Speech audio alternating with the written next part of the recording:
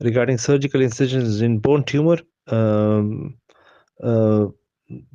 they are either intralesional, which is biopsy line goes through excision of benign lesions. Intralesional means the tumor is removed. Marginal is an incision when it goes through the reactive zone.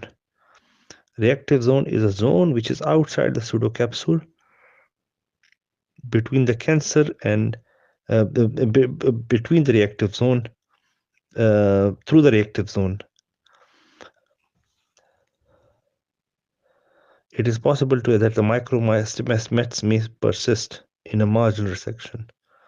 Then is a wide resection.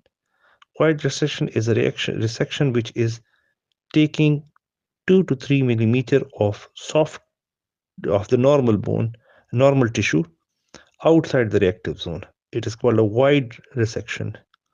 And radical resection is like resection of entire compartment. For example, anterior thigh of the compartment, you remove all the muscles and structures, and then do reconstruction with endoprosthesis.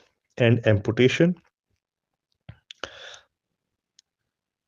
So the type of excisions may be marginal, wide, radical, and amputation.